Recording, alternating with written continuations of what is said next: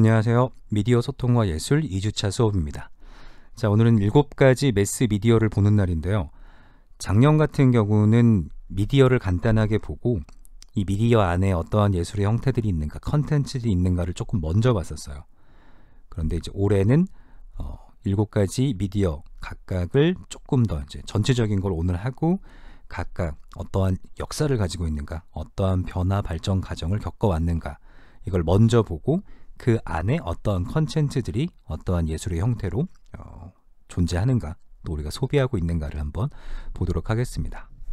자, 일단 매스 미디어를 이해하기 위해서 지난 시간에 봤던 미디어의 정의 기억나시나요? 미디어란 가운데 의미인 미디움에서 유래, 정보를 전달하는 중간 과정과 수단이다. 그래서 Communication Tools Used to Store and Deliver Information이었습니다. 이 인포메이션에는 스피치, 라이팅 혹은 어떠한 형태의 예술들, 즉 우리가 소비하는 컨텐츠가 이 인포메이션이다 라고 말씀드렸어요. 매스 미디어는 뭘까요? 매스. 편지로 예로 들어보면 간단할 거예요. 여러분이 편지를 썼습니다. 누군가한테 전달했어요. 이 편지에는 인포메이션이 담겨 있겠죠. 미디어예요. 그런데 내가 썼고 누군가가 봤어요. 미디어 역할은 잘 감당했지만 person to person 1대1이겠죠. 근데 이 편지를 예를 들어 여러분이 SNS에 올렸어요. 여러분을 아는 사람이라면, 여러분과 친구가 돼 있는 사람이라면 누구나 볼 수 있습니다. 이게 바로 매스미디어예요. 하나의 정보가 엄청나게 좋은 접근성을 갖게 되는 거. 그래서 공개만 되면 많은 사람들한테 딱 전달되는 게 바로 매스미디어의 특징이에요. 그리고 이 매스미디어의 특징이 지금 우리가 살고 있는 이 시대를 가장 잘 보여줍니다. 유튜브 영상, 여러분이 어떤 영상을 찍었던 유튜브에 올려놓기만 하면 이론상 전 세계 모든 사람들이 다 볼 수 있어요. 이거는 굉장히 효율적이기도 하지만 엄청 위험하기도 해요. 유튜브가 스스로 잘못된 정보를 업로딩 단계에서 걸러내기가 쉽지 않아요. 얼마든지 가짜 뉴스가 퍼질 수 있고 왜곡된 정보가 전달될 수 있다는 뜻이기도 합니다. 그래서 미디어 소통과 예술에서 예술의 형태도 보고 뒷부분으로 이제 즐거운 음악들도 많이 듣고 하겠지만 미디어라는 건 아주 좋은 도구지만 조심해서 잘 활용하고 이용해야 된다라는 말씀을 꼭 드리고 싶어요. 잘못된 정보, 이 잘못된 정보가 필터 없이 너무 많은 사람들한테 전달될 수 있는 게 매스미디어의 어떻게 보면 단점입니다. 7개의 매스미디어. 제일 먼저 프린팅 시스템이 있습니다. 쉽게 말해 책이에요. 그런데 여기서 책 이렇게만 생각하지 마시고 활자로 표현된 모든 인포메이션, 프린팅 시스템이라고 보시면 돼요. 책, 팜플렛, 뉴스페이퍼, 매거진 모든 것들이 다 프린팅 시스템입니다. 그러니까 여러분들이 읽으시는 SNS의 글, 블로그의 글, 물론 인터넷이라는 체계를 만나야 되지만 여전히 프린팅 시스템에 기반을 두고 있는 컨텐츠 혹은 인포메이션이에요. 얘가 글자를 기본으로 하고 있다면 그 다음이 소리를 기본으로 하는 겁니다. 레코딩이에요. 우리가 듣던 소리 한 번 들으면 그 소리는 지나갑니다. 라이브 연주회 음악회장에 갔어요. 음악을 들어요. 처음까지 들었습니다. 다시 들을 수 있나요? 못 들어요. 다시 연주 안 해줍니다. 근데 그 소리를 녹음해놨다면 몇 번이고 재생해서 반복해서 들을 수 있겠죠. 레코딩 시스템의 발전은 19세기 후반부터 이루어집니다. 엄청나게 큰 변화를 줘요. 음악에 있어서. 그래서 우리는 아마 한 차시 정도는 레코딩 시스템이 어떤 방식으로 발전했는가도 아마 보게 될 거예요. 글자, 소리, 그 다음이 바로 영상, 비주얼입니다. 우리가 눈으로 보는 정보를 기록하는 방식이 생기고 그거를 하나의 컨텐츠로 소비하게 되는 단계가 돼요. 활자, 음성, 영상 이 세 가지의 인포메이션은 지금도 변하지 않는 가장 기본적인 컨텐츠입니다. 그러면 이 사이에 이 빨간 줄 뭘까요? 브로드캐스팅, 방송 송출이에요. KBS가 뭐냐면 Korean Broadcasting System이에요. 이게 그냥 쉽게 방송입니다. 소리가 녹음됐다. 그 소리를 여러 명이 모여서 들을 수도 있지만 하나만 CD를 사서 한 명만 들을 수도 있겠죠. 라디오는 어떤가요? 그 CD를 라디오에서 플레이를 해요. 그러면 그 소리가 라디오 전파를 타고 쭉 나가겠죠. 많은 사람들이 동시에 들을 수 있겠죠. 그나마 얘도 매스미디어인데 폭발적으로 더 영역이 넓어지는 게 이 브로드캐스팅 시스템을 통해서입니다. 영화, 극장 개봉을 했다. 영화관에 간다. 한 공간에 100명씩 모여서 볼 수 있을 겁니다. 만약 이 영화가 TV로 송출이 된다면, 예를 들어 중국 TV에서 딱 된다. 이론상 10억 명이 넘게 동시에 볼 수 있겠죠. 엄청나게 덩치가 커지죠. 여전히 활자 음성 영상이라는 건 변함없지만 브로드캐스팅이라는 시스템을 통해서 매스미디어가 한층 더 성장해요. 그런데 인터넷을 만나면 안 봐도 아시겠죠. 우리가 여기서 아무리 주파수 돌려도 이집트 방송 잡기 힘듭니다. 텔레비전, 케이블에서 나오는 CNN이나 이제 다른 뭐 CCTV 같은 건 그 방송권을 사서 말 그대로 케이블로 보내주는 정보고요. 여러분들이 브로드캐스팅 시스템이라는 공중파라는 관점에서는 이집트 방송 집에서 못 봐요. 중국 방송 못 봅니다. 가장 가까운 일본 방송도 텔레비전에서 안 잡혀요. 인터넷은 어떤가요? URL만 있다면, 누군가 막아놓은 곳만 아니라면 이론적으로 전 세계 어디든 접속할 수 있어요. 어디에 존재하는 정보로도 쉽게 접근이 가능합니다. 이 인터넷이라는 어떤 매개체가 발전하면서 브로드캐스팅 시스템에서 폭발적으로 증가했던 이 매스미디어의 어떤 전달력은 상상을 초월할 정도로 지금과는 전혀 다른 상태가 되죠. 이 인터넷 처음에 어디에 접속됐었나요? 간단하게 컴퓨터에 접속됐습니다. 랜선으로 꼽았죠. 이 랜선이라는 어떠한 이제 커넥션의 형태가 와이어리스, 접속도 필요 없는 그러한 신호 체계로 바뀌어요. 그리고 이 컴퓨터도 결국은 뭔가 정보를 처리해서 나한테 무언가를 주는 애죠. 쉽게 말하면 이 컴퓨터의 형태가 모바일 폰으로 갖고 다니기 용이하고 소지하기 좋은 형태로 바뀝니다. 이 삼각구도예요. 인터넷, 특히 와이파이, 어떠한 접속도 필요 없는 스마트폰 혹은 태블릿, 들고 다니기 용이하고 상시 가지고 다닐 수 있는, 데스크탑 들고 다니면서 카페에 놓고 컴퓨터하기 쉽지 않아요. 그런데 스마트폰, 태블릿, 노트북도 휴대하기가 용이하고 가지고 다니기 쉽죠. 이 관계가 유튜브와 소셜 미디어를 만나면서, 영상 플랫폼과 SNS를 만나면서 또 일대의 엄청난 변화들을 겪어요.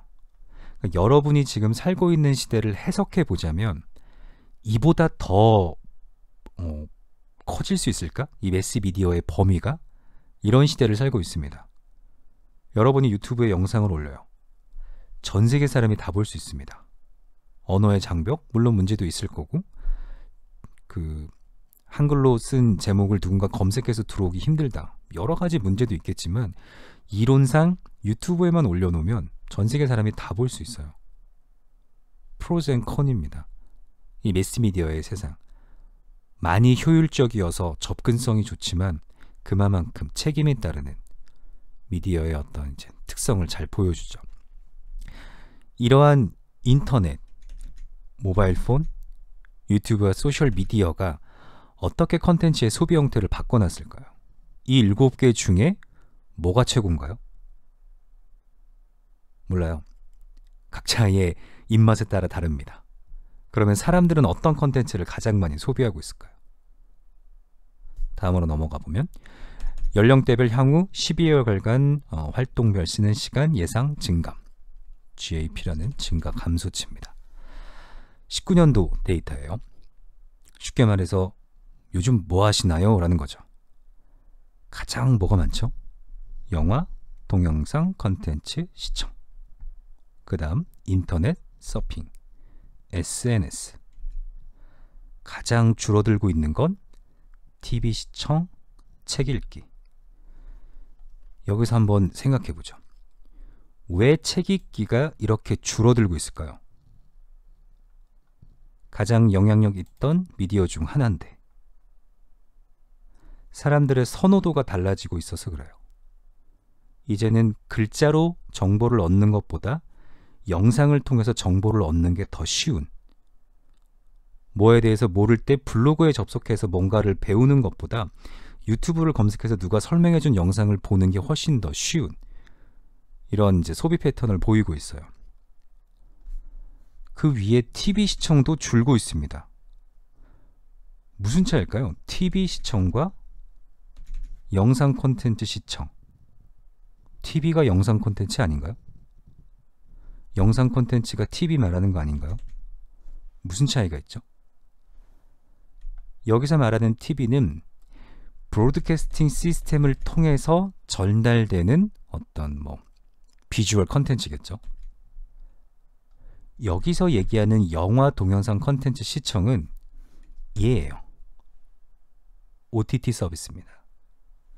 얘가 브로드캐스팅 시스템이고 얘가 OTT예요. OTT는 오버 더 탑이라고 합니다. OTT 서비스에서 오버 더 탑 미디어 서비스예요. 여기서 말하는 이 탑이 여러분들 집에 있는 이제 셋탑박스 할 때 그 탑입니다. 그런 셋탑박스가 컨텐츠들을 저장해 놓기도 하고 접속해 가지고 여러분이 언제든 돈만 낸다면 영화도 보실 수 있고 지나간 방송도 보실 수 있어요. 그러한 셋탑박스를 넘어선 새로운 형태의 서비스, 인터넷을 통해 방송 프로그램, 영화, 교육 등 각종 미디어 컨텐츠를 제공하는 서비스. 딱 머릿속에 안 들어오신다면 대표적으로 넷플릭스 같은 애를 얘기합니다. 여기서 말하는 영상, 컨텐츠 시청, OTT예요. 이 OTT 뭐 때문에 가능하죠? 인터넷 때문에 가능한 거예요. 그럼 이런 OTT의 발전들, OTT의 점유율의 어떤 상승, 인터넷의 발전과 깊은 연관이 있겠죠. 그리고 인터넷이 발전했는데 영상을 볼 수 있는 방법은 TV 화면을 통해서밖에 없더라. TV에다 인터넷 연결해 놓고 보는 방법밖에 없더라. 이러면 또 잘 안 봤을 거예요.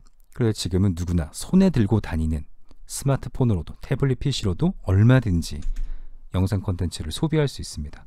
그렇기 때문에 영상의 어떤 소비 형태가 변하는 거예요. TV 시청은 줄고 동영상 콘텐츠 시청은 늘고 있습니다. 이런 OTT 서비스의 발전은 수요적 측면과 공급적 측면으로 봐요. 그래서 수요적 측면은 시청자의 다양한 콘텐츠 욕구가 늘어나고 있고, 공급적 측면에는 규제적 측면과 기술적 측면이 있는데, 규제적 측면은 OTT 서비스가 압축된 동영상이나 음악 등을 전송하는 것이기 때문에 방송에 비해 데이터 서비스에 속하기 때문에 낮은 규제를 받아요. 다시 한번 생각해 보면 KBS, SBS, MBC 여기서 만드는 드라마와 넷플릭스에서 만드는 드라마가 조금 다르죠. 넷플릭스는 예를 들어 월화 드라마, 수목 드라마 이런 식으로 스케줄이 빠듯하게 정해져 있지 않아요. 그냥 컨텐츠 하나가 만들어지면 이거를 이제 예를 들어 10개로 나눠서 매주 월요일마다 플레이하겠다라고 스케줄을 짜면 됩니다. 그런데 예를 들어 KBS 같은 경우 월화 드라마가 지난주에 끝났어요. 그러면 이번 주에 월화 드라마 안 하고 한 3주 쉬었다가 시작하나요? 바로 드라마가 들어가야 되죠. 스케줄상의 문제들. 아무래도 공영방송이다 보니까 다룰 수 있는 컨텐츠에 한계가 있겠죠. 수위들 혹은 폭력성들, 자극적인 것들. 그런데 그런 것들이 상대적으로 낮은 규제를 가지고 있는 OTT. 당연히 여기 있게 재밌을 수밖에 없겠죠. 기술적인 측면은 뭐가 있느냐? 이렇게 넷플릭스에서 뭐 하나 보려고 했는데 1분 보면 버퍼링, 2분 보면 슬로우 모션 이렇게 나오면 또 안 보겠죠. 초고속 인터넷의 발달. 또 이 넷플릭스를 항상 소파에 앉아서 TV 화면으로만 봐야 된다. 혹은 책상에 앉아서 컴퓨터 화면으로만 봐야 된다. 이러면 또 그렇게 인기가 없을 수도 있어요. 그런데 스마트 기기의 발달로 침대에 누워서도 지하철을 다닐 때도 하다못해 카페에 앉아서도 볼 수 있는 디바이스의 발전과 테크놀로지의 발전이 결국은 어떠한 소비 패턴을 만드는가에 영향을 주고 있다는 얘기입니다. 재밌죠? 똑같은 영상물인데 TV 시청은 점점 줄고 영화 동영상 콘텐츠 시청은 점점 늘고 있습니다.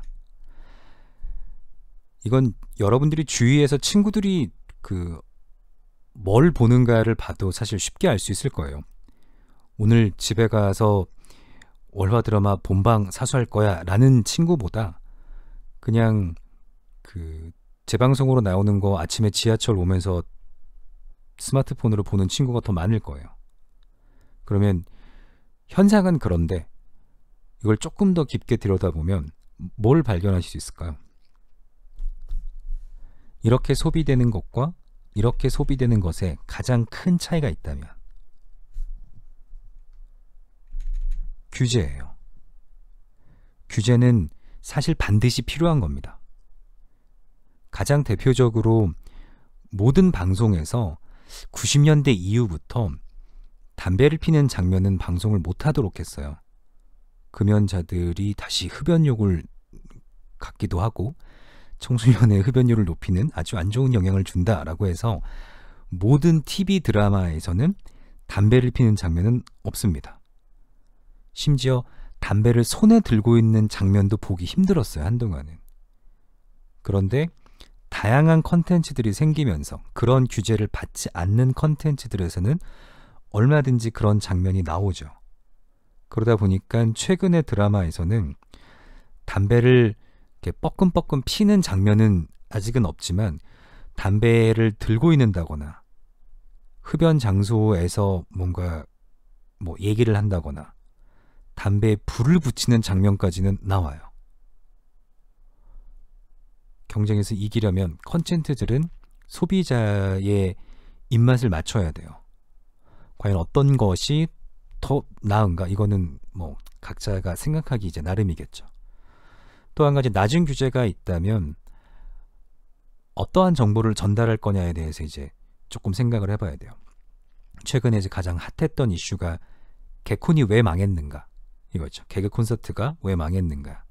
여러 가지 이유가 있었지만 KBS가 공영방송이다 보니까 규제가 많았다. 그래서 개그를 하나 짜가면 이런 개그는 나갈 수 없고 이걸 이렇게 수정해야 된다라는 요청들이 많았다. 그중 대표적인 예로 뭐뭐 하고 가실게요 라는 이제 개그 어떤 유행어가 있었는데 그게 문법에 맞지 않는다라고 해서 사과 자막을 이렇게 보내야 되는 이런 일들이 이제 있었다라는 거예요. 재미로만 보자면 낮은 규제가 훨씬 더 재밌겠죠. 그런데 매스미디어는 그만큼의 책임을 져야 돼요. 왜냐하면 이 컨텐츠는 두고두고 소비가 되고 한번 방송이라는 데 노출되게 되면 큰 영향력을 미쳐요. 그렇기 때문에 너무 낮은 규제, 재미 이것만을 추구하는 건 좋지 않다. 이게 제 개인적인 생각입니다. 가장 첫 번째 매스미디어인 이제 책을 한번 들여다보면 책이 만들어지기 위해서 뭐가 필요한가요? 일단 가장 중요한 발전은 1446년에 구텐베르그의 프린팅 시스템입니다. 활자를 찍어내는 기술이 만들어져요. 근데 활자 찍어내는 기술만 있다고 책이 바로바로 나오나요? 책엔 항상 종이가 필요하죠. 책을 찍어냈는데 10권 찍어냈고 한 권당 1000만 원이더라. 미디어로서의 가치가 떨어지겠죠. 프린팅 시스템이 만들어지고 난 뒤에 15세기, 16세기, 17세기, 18세기를 이렇게 보면 책이 나온 숫자가 거의 기하급수적으로 늘어납니다. 그런데 1450년에 만들어졌는데 16세기까지는 그렇게 많은 변화가 없어요. 이게 정말로 폭발적인 변화가 일어나는 두 가지의 사건이 필요합니다. 종이를 만드는 기술이에요. 활자 체계가 단순히 글자가 있다라는 것만으로는 미디어 역할을 할 수가 없어요. 전달이 돼야 됩니다. 글자는 정보를 표현하는 방법이에요. 이게 미디어로서의 역할을 하려면 어떠한 디바이스를 통해서 전달이 돼야 돼요. 그 디바이스가 말하자면 종이죠. 종이가 만드는 기술이 발전해야 책도 역시 발전을 합니다. 그래서 이 차트를 보면 이렇게 중요한 사건이 이후에 카피본이 폭발적으로 늘어나게 돼요. 책이 늘어났다. 결과로는 뭐가 생기죠? 그래서 사람들이 행복해했다. 사람들이 즐거운 취미생활을 찾았다. 인라이트먼트입니다. 계몽주의. 17세기에서 19세기까지 계몽주의가 이런 카피본의 체계, 프린팅 시스템의 발전이 없었으면 불가능했을 거예요. 계몽주의가 있었고 이런 정보들이 전달되기 시작했기 때문에 산업혁명도 성공적으로 이루어졌고 19세기를 통해서 많은 정보들이 교류하면서 과학도 발전할 수 있었던 게 프린팅 시스템 때문입니다. 하나의 미디어의 발전은 말 그대로 인포메이션을 전달하는 거기 때문에 많은 변화들을 줘요. 그러면 지금 우리는 이 책을 어떠한 방식으로 소비하고 있는가를 보면 첫 번째로는 페이퍼로 소비했습니다. 종이로. 종이가 우리의 활자를 전달해주는 디바이스였어요. 이북, 스크린을 통해 봅니다. 오디오북, 음성을 통해서 봐요. 19년도 자료입니다. 어떤 걸 주로 보시나요? 어쨌든 난 책을 본다 라는 사람이 이렇게 19년도만 보면 72%, 10명 모이면 7명은 나는 1년 동안 어떠한 형태로든 책을 읽는다예요. 한 6명 정도는 나는 출판된 책을 본다. 종이책을 본다. 한 25%는 이북을 본다. 나머지는 오디오북을 본다. 무슨 변화가 보이시나요? 얘네들이 전달하는 인포메이션이 다른가요? 예를 들면 뒤에서 보게 될 노트르담 드 파리. 노트르담 드 파리라는 소설이 있었다. 이 소설을 종이로 보던 스크린으로 보던 오디오로 보던 내용의 차이가 있나요? 없죠. 인포메이션은 변하지 않아요. 그 인포메이션을 어떻게 딜리버할 것인가, 어떻게 배달할 것인가가 달라지는 겁니다. 왜 달라졌을까요? 스크린으로 보는 게 훨씬 더 감동이 큰가요? 오디오로 듣는 게 훨씬 더 이해하기 쉽나요? 무슨 차이 때문에 이런 변화들이 생기고 있을까요? 소비자들이 어떠한 방식으로 컨텐츠를 소비하고 싶은가? 그 욕구의 변화예요. 책은 말 그대로 내가 5권의 책을 보고 싶어. 그럼 보통 책이 한 300페이지에서 350페이지 되니까 5권이면 한 1.5kg에서 3kg 정도 책이 될 거예요. 스크린으로 본다. 하다못해 캔들 하나 있으면 그 안에 10권을 담던 100권을 담던 무게는 달라지지 않아요. 제가 프랑스로 유학 갈 때 그때 한참 책에 꽂혀있던 때였어요. 잘못된 선택이었습니다. 캐리어에 내가 가서 읽을 책을 넣어요. 다른 짐도 갖고 가기 버거운데. 그런데 노트북에 그렇게 담지 못했던 책을 PDF로 이렇게 만들거나 다운로드 받아서 담은 또 파일을 담았겠죠. 근데 그때 생각했던 게 제일 무거운 게 책의 무게구나. 정보의 무게는 정말 가볍구나. 이런 생각을 한 적이 있어요. 스크린의 무게는 달라지지 않아요. 10만 권을 담던 1000만 권을 담던 캔들의 무게는 아마 아주 작은 차이겠지만 동일합니다. 오디오. 눈으로 글을 읽기에도 예를 들어 귀찮아서 이제 귀로 듣겠다는 거냐, 뭐 이런 생각도 해볼 수 있겠지만 그동안 점자책을 읽어야 했던 장님들, 오디오북이 있다면 아주 손쉬운 방법으로 책을 읽을 수 있어요. 혹은 문맹률이 높은 국가, 아니면 이 책을 내가 읽어가는 속도가 아니라 누군가 읽어주는 속도로 감상을 해보고 싶은 그런 욕구를 가진 사람. 옛날에 장군의 아들이라는 영화가 있었어요. 박상민이 장군의 아들로 나옵니다. 근데 박상민이 글을 읽을 줄 몰라요. 장군의 아들이 김두한입니다. 네, 김두한이 글을 읽을 줄 몰라요.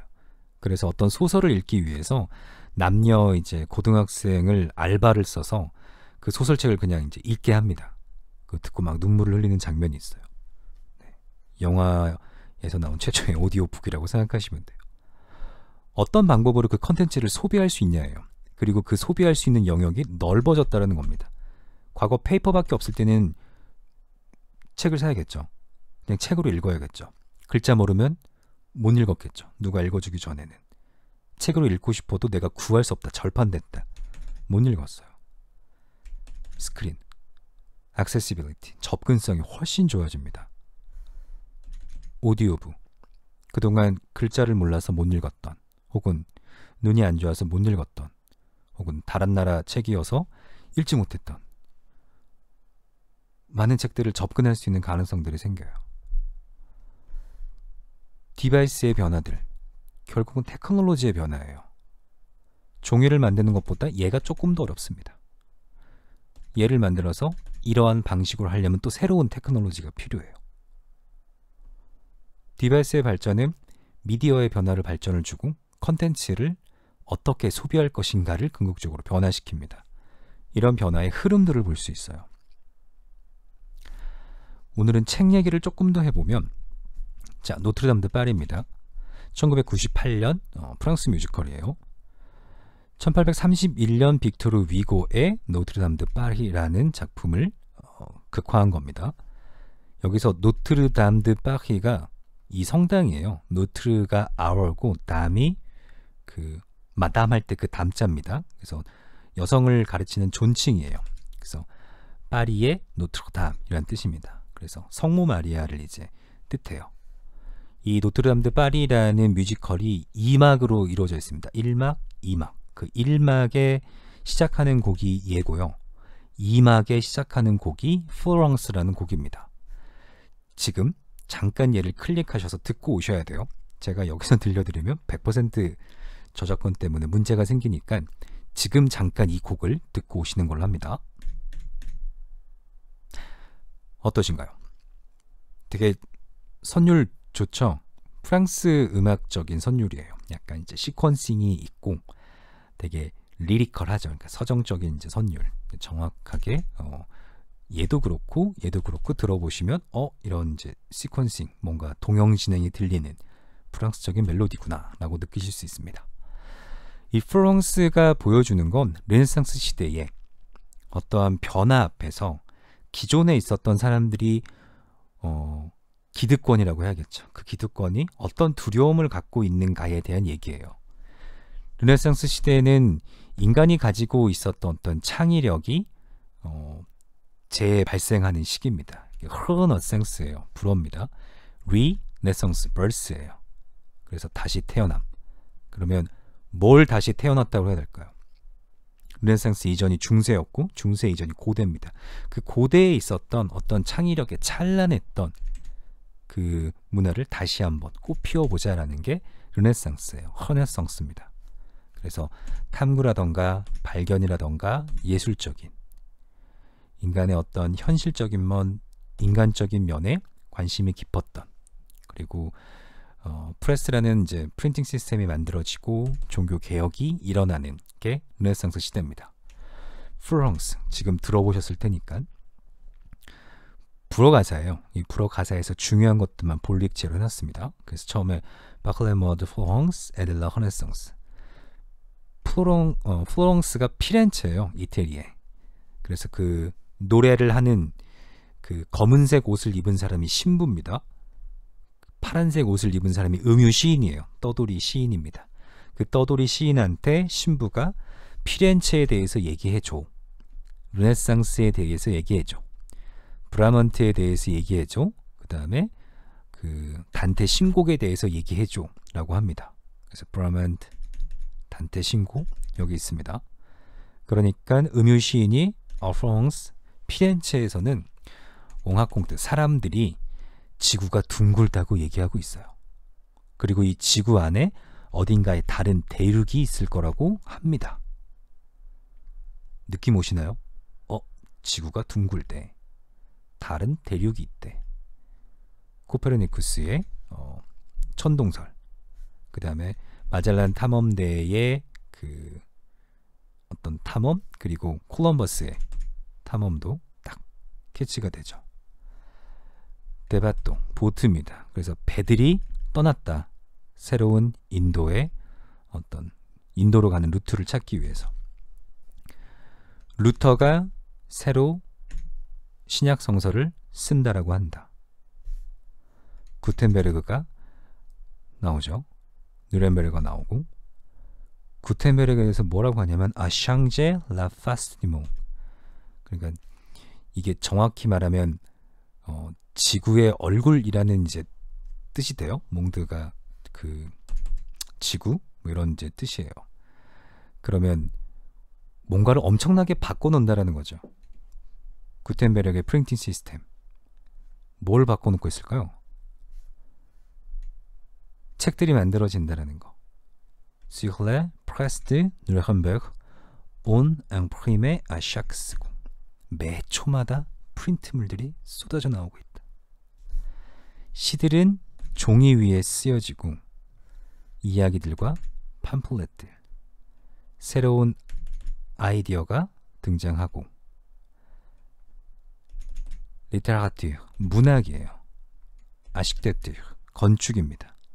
문학이 건축을 죽일 것이다. 레 리브르 데제코, 에꼴입니다. 그 스쿨이에요. 리브르, 책이에요. 학교의 책들이 카테드랄, 성당을 죽일 것이다. 바이블, 성경이죠. 성경이 교회를 죽이고 인간이 신을 죽일 것이다. 신부가 두려워하는 장면입니다. 이 신부가 지금 뭘 두려워하고 있죠? 기존 지식인 혹은 기득권층이 세상이 변하고 있는 것 앞에서 자신들이 누려왔던 것들이 이제 사라질 것을 두려워하고 있어요. 그게 뭐 때문에 지금 사라질 것 같죠? 발견들입니다. 새로운 이론들, 신대륙의 발견, 새로 쓰여지는 종교적인 인포메이션, 이런 모든 것들이 프린팅 시스템을 통해서 무차별적으로 전달될 거라고 두려움을 갖는 거예요. 이 말이 왜 필요할까요? Des poèmes sur du papier. 종이 위의 시들. 그 전에 있었던 시들은 그럼 바위 위에서 썼나요? 뭔가 정보가 종이 위에 담기기 시작하면서 이 종이라는 책에도 이전에 비해서 훨씬 더 쉽게 만들게 되면서 모든 정보들이 쉽게 전달되고 매스미디어 형태를 갖게 된다는 거예요. 그러다 보니까 꽃피우는 문학이 그동안 있었던 건축물이라는 기득권을 죽이고, 학교에서 배우는 학문의 발달, 계몽주의를 의미하겠죠. 교회라는 시스템을 죽이고, 성경이 교회를, 인간이 신을 죽일 것이다. 이 띠에라는 동사가 제가 불어 공부할 때 단어 외우다가 이제 띠에가 나와요. 죽이다라는 동사입니다. 킬이에요. 내가 이 단어를 외워봤자 쓸 일이 있을까라는 생각을 하면서 외웠던 단어예요. 그런데 이제 불어 공부의 차원으로 노트르담 드 파리를 자막 없이 보다가 띠하 나온 순간, 이야, 내가 외웠던 게 여기서 빛을 발하는구나. 네, 아주 반가웠던 기억이 납니다. 마지막 노래 가사가 스시 디하 슬라예요. 이것이 저것을 죽일 것이다. 새로운 변화 앞에 두려워하는 어떤 기득권층의 혹은 지식층의 마음가짐이 느껴지시나요? 다양한 컨텐츠들을, 다양한 인포메이션을 담고 있어요. 당시에 어떤 변화들이 있었고 그런 변화들 앞에서 신부는 어떤 걸 두려워했나. 그래서 제가 프린팅 시스템이 만들어지는 그 앞뒤 맥락이 어떠한가를 설명할 때 항상 권해드리는 곡입니다. 음악 안 들으신 분은 제가 지금 설명하는 게 조금 이해가 안 되실 수 있으니까 반드시 음악을 듣고 다시 한번 설명을 들으시기 바랍니다. 그리고 여기 표기되어 있는 것들은 아래쪽에 써놨어요. 그래서 콜럼버스의 신대륙 발견, 루터의 종교개혁, 그 다음에 이제 구텐베르그의 프린팅 시스템까지 이렇게 적어놨습니다. 자, 마지막으로 레코딩 파트를 한번 볼게요. 어차피 레코딩 파트는 이거보다 훨씬 더 자세하게 어떻게 레코딩 기술이 발달했는가를 다루는 차시가 있어요. 여기서 여러분들이 기억하셔야 되는 건 음악이 기록되는 두 가지 방법이에요. 음악이 어떤 방식으로 기록되죠? 악보랑 녹음으로 기록됩니다. 스코어랑 레코딩이에요. 이 스코어가 뭐죠? 프린팅 시스템이에요. 녹음은 말 그대로 레코딩입니다. 음악이 기록되는 두 가지 유일한 방식이에요. 악보가 없다면 기억하기 어렵고 가르치기 어려워요. 악보 없다고 음악이 안 남나요? 여러분 방탄소년단의 다이너마이트 악보 보신 적 있나요? 방탄소년단이 다이너마이트 나왔습니다. 악보 판매 들어갑니다 라고 하던가요? 안 그러죠. 지금 우리는 레코딩으로 음악 컨텐츠를 소비하는 시대를 살고 있어요. 그런데 그 이전 레코딩이 없던 시절 음악은 모두 다 악보로 기록됐습니다. 이 악보가 없으면 음악이 안 남았겠죠. 베토벤의 소나타 누군가 연주해보고 싶어요. 그런데 악보가 없어. 그래서 연주회 장에 가서 어떤 유명한 선생님이 치는 걸 듣고 배워야 됩니다. 가능할까요? 어려워요. 중세시대의 그레고리안 찬트, 그 많은 음악들이 아직은 정리되어 있는 악보가 없었고 뭔가 이렇게 노테이션 방식이 없었기 때문에 알고 있는 사람도 내가 기억하고 있는 게 맞나? 라고 의심할 때가 있죠. 왜냐하면 10년 전에 배운 곡인데 내가 잘 기억하고 있나? 심지어 내가 이걸 가르쳐야 돼요. 기억에 의존해서 가르쳐야 됩니다. 그러다 보니까 자꾸 왜곡돼서 전달되겠죠. 정보는 전달되다 보면 왜곡되니까. 그래서 중세시대에 왜 남아있는 소스가 부족한가 라고 했을 때 당시에 뮤지컬 노테이션, 악보를 적는 기술이 스탠다드한 게 없었다라는 거예요. 천천히 발전되고 있었다. 그러니까 저쪽에서 악보 기록하는 방식과 이쪽도 다르고 심지어 없는 것도 있고 이게 정리되기 시작한 게 대략 1000년 이후부터입니다. 대충 900년 이후부터예요. 중세시대가 500년에서 대충 1500년 정도까지라고 딱 잘라보면 그중 절반은 노테이션 시스템이 전혀 없던 시대예요. 그러니까 그 당시에 불렀던 음악은 구전으로만 전승될 뿐이지 기록되어 있는 게 없습니다. 당연히 보통 이제 중세시대를 500년에서 이제 1450년 정도로 칩니다. 1436년에 프린팅 시스템이 개발됐으니까 악보가 있어도 찍어낼 수 없었겠죠. 악보를 그리는 사람들은 아주 적은 숫자들만 그 스킬을 갖고 있었고 그나마 그걸 받아 쓰려면 시간도 엄청 오래 걸렸고 그나마도 종이가 엄청 비쌌어요. 애니멀 스킨을 썼는데 그것도 비싸고 사보하기도 어렵고 그나마 남아있던 악보들은 2차 대전 때 없어졌더라. 허무하죠. 악보가 없을 때 정보가 어떻게 단절될 수 있는가? 음악이라는 예술 파트에서 볼 수 있어요. 레코딩은 어떨까요? 레코딩이 없다면 뭐가 문제일까요? 이 음악이 어떤 방식으로 실현화되는가? 리얼라이제이션의 상태를 판단할 수가 없어요. 귀가 엄청 좋은 사람이라면 베토벤의 악보를 보면서 이런 의미군 할 수 있지만 극소수예요. 웬만한 사람은 악보만 보고 소리가 어떻게 들릴지 상상하기 힘듭니다. 당연히 레코딩이 없다면 들을 수가 없겠죠. 그런데 어떤 형태로 기록되는 게 더 온전할까요? 더 전달이 잘 될까요? 악보일까요? 레코딩일까요? 악보. 불에 타 없어지면 소실돼 버리겠죠. 레코딩은 여러분들 요즘 집에 CD 갖고 계신 분 계신가요? 당연히 테이프는 없겠지만 음악이라는 게 레코딩 되기 시작하고 그 레코딩 되는 기술들이 어떻게 발전해 왔는 겁니다. 그래서 제가 사용했던 한 이쯤, 제가 테이프 시대를 살았어요. 네. 테이프 시대에서부터 보면 테이프, CD, MP3, DVD 이 사이에 이제 MD가 있었어요. 미니 디스크라고. 너무 효율성이 떨어져가지고 지금은 찾아보기 힘든데 소리를 저장하는 매체예요. 제가 중학교에서부터 대충 대학교 때까지는 누구나 테이프에서 음악을 들었어요. 그때 유행했던 뭐 마이마이라던가 소니의 워크맨.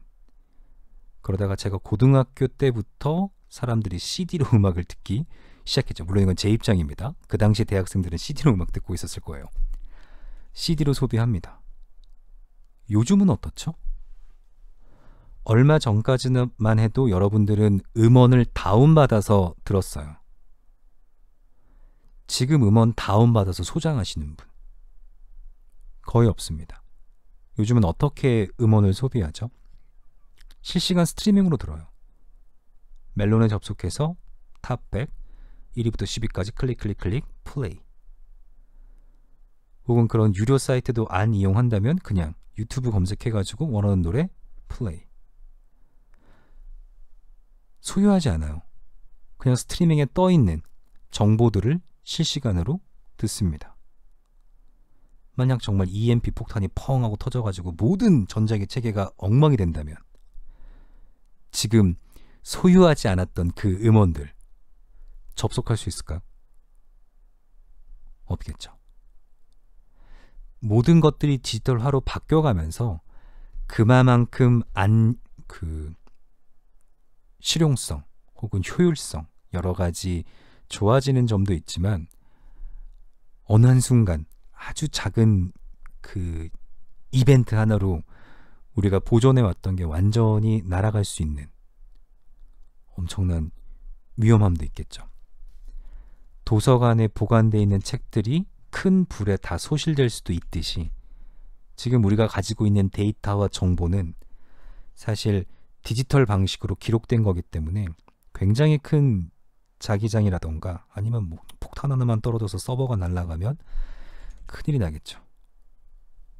항상 정보의 저장에는 이러한 위험이 따라요. 근데 뭐 이런 위험한 얘기를 하기 위해서 얘기한다기보다 여러분들이 어떤 저장 매체를 가지고 음악을 듣고 있는가, 왜 그런가 한번 생각해 보시는 얘기예요. 이 악보 프린팅의 시스템은 악보 인쇄술 발달 1501년 오타비아노 페트루치에 의해서 악보 인쇄술이 발달해요. 이건 또 프린팅 시스템과는 다른 또 하나의 혁명입니다.